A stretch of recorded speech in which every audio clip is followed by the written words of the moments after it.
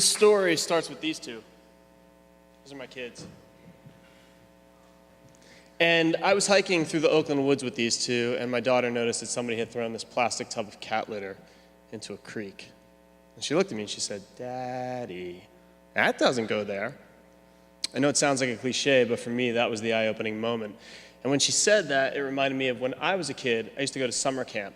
And on the morning of visiting day, right before they'd let our anxious parents come barreling through the gates, our camp director would be like, "Quick, everybody go pick up 5 pieces of trash." So now you had 200 kids, each picking up 5 pieces, and within a few minutes, we had a much cleaner camp. We were effectively crowdsourced cleaning long before that phrase meant anything to anyone. And so I thought, why can't we apply that model to the entire planet? That was the inspiration for starting Litterati. The vision is to create a litter-free world. Let me show you how it all got started. I took a photograph of a cigarette butt using Instagram just because. There was no big thought. There was no design thinking or rhyme or reason. Then I added this hashtag Litterati and I threw out the cigarette butt. That's the picture of the cigarette butt.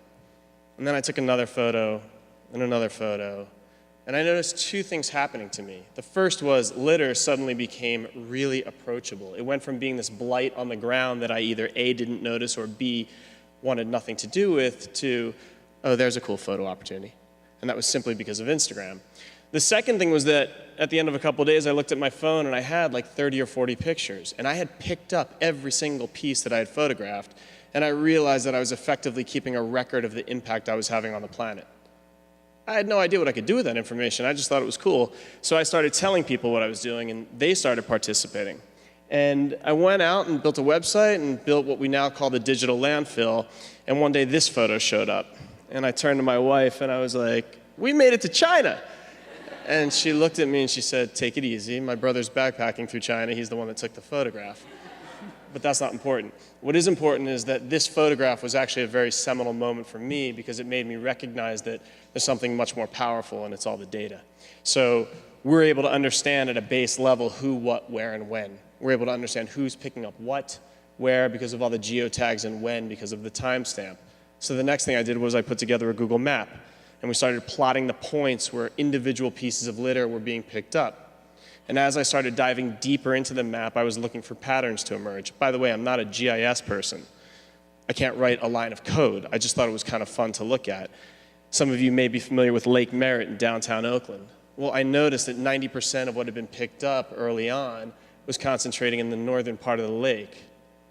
I had no idea why, but I did know that, well, suddenly we've got some information. You know, maybe it's because there's more foot traffic in that area. Maybe the wind blows in that direction. Maybe because of this place called Children's Fairyland.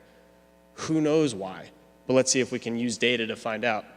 Or maybe even open up a conversation with the city of Oakland and say, look, we're just seeing more pieces of litter in these areas. Let's put more trash cans and recycling bins there. Diving one level deeper, each one of those pins represents one piece of litter that's been picked up by someone in the Litterati community. My 2 kids go to school right in the bullseye. And I showed this to one of their teachers, and this woman looked at me and she said, "That's awful." And I said, "Actually, it's way worse than that. This just represents what a few people have picked up in the last couple of weeks. The truth is there's tens of thousands of pieces of litter all around us. We just don't see them anymore. We've become desensitized. It's literally beneath us. But if you can take that data and visualize it, it suddenly becomes more tangible, right? It changes the nature of the conversation. So fast forward a couple of weeks, this community starts organically building just on top of Instagram. And now they start tagging what they're picking up, the brands. That was a light bulb moment for me, which was, what if we could open up a conversation with Starbucks and say, listen, Starbucks, we're not suggesting you're directly responsible for littering the planet. The idea is not to be confrontational, but rather creative and collaborative. Listen, Starbucks, we're not saying you're directly responsible, but clearly your cups and lids and napkins are finding their way to our neighborhoods and our beaches and the ocean. There's got to be a better way. It's not great for the environment, and from a marketing perspective, it's not great for your brand that when I'm hiking with my 2 kids in the Oakland Hills, we come across your trampled logo in the mud. So maybe Starbucks says, all right, we get it. We have an opportunity to go from being the villain in the story to the hero. We can start thinking better about sustainable packaging, or even run campaigns where we'll give anybody a free cup of coffee in a reusable mug if they pick up 5 Litterati photographs of Starbucks items, right? That's a win-win-win. It's a win for you and me, it's a win for them, and it's a win for the planet. Remember I said early on that the vision was a litter-free world? Here's how I'm proposing we get there. It's a simultaneous bottom-up, top-down approach. The bottom-up is find compelling ways for each of us to play our part. And whether that's through an external reward like a cup of coffee or the intrinsic reward you feel for playing a greater good, build this community from the bottom up, which is exactly what's happening today. But don't stop there, go back to the data and work top down to work with cities to be smarter about how we allocate our resources, or work with brands to be more strategic about our packaging. Maybe someday we can actually achieve that. So here's what this community has done so far. 200,010 pieces as of yesterday have been identified, mapped, and cataloged and picked up. And the truth is those numbers are tiny. But it's a start. We've been lucky. We've had our story shared by some pretty interesting publications, and that's helped this thing start to grow pretty rapidly. I don't want to get there. If you haven't seen this movie, I highly recommend it. And I know that this is just a wonderful film, but from Pixar, and that's a movie, this is the reality. I had the pleasure of backpacking around the world, and this is a river in West Java, Indonesia, called the Citarum. Nobody knows that. Most people refer to this as the river of plastic. Some of you may have heard of the Great Pacific Garbage Patch.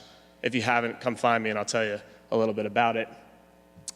And some of you may be familiar with this famous photo from Christopher Jordan of a dying or dead albatross chick, which is located in the Midway Atoll, a group of islands that are about as remote a point on the planet as you could possibly get. And yet they're all dying from human-generated plastic that's washing ashore. And when you think of rivers of plastic and dying albatross chicks and what the Great Pacific Garbage Patch represents, this problem feels overwhelming. The only way I know how to attack a problem like that is one piece at a time, because that much I can do. And so can you, and so can you. And individually, you can actually make a really interesting difference. But together, we create an impact. I'm going to give you a very quick overview of the different groups we've started working with. The first is the environmental groups. Monterey Bay Aquarium has been a tremendous supporter of ours for a number of reasons, but one of the big ones is they're unbelievably concerned with marine debris, right? Everything ends up in the ocean. Then the brands started knocking. The first was Whole Foods, who on Earth Day ran a marketing campaign. Anybody who brought in one Litterati photograph got a free baked good. Whole Foods was happy because they knew anybody who came in for their free baked good was probably going to shop. This was the one that became very interesting to me, cities. So in 2009, the city of San Francisco ran a survey. They wanted to understand what percentage of litter on their streets was related to cigarettes. So they put a couple of people in the streets with pencils and clipboards, and they came up with a number, and that number translated into a percentage, and that percentage translated into a 20-cent tax. I have no idea how many packs of smokes are sold in the city every year, but it's a lot, and that's a massive revenue stream. Then they got sued by Philip Morris, because Philip Morris said, that was your data methodology? You put people in the streets with pencils and clipboards? Prove it. Like, show us the evidence that we're responsible for the percentage of the percentage of litter that you say we are. So then all of a sudden I got this phone call from the city. And they said, can you and your technology help us can we understand if that's a cigarette or not? At the time I had nothing more than an Instagram account. And I said, well, to be honest, we could tell you if it's a Marlboro or a Marlboro Light. And we can give you a geotag and a timestamp, and come to think of it, we can give you a pretty interesting set of analytics.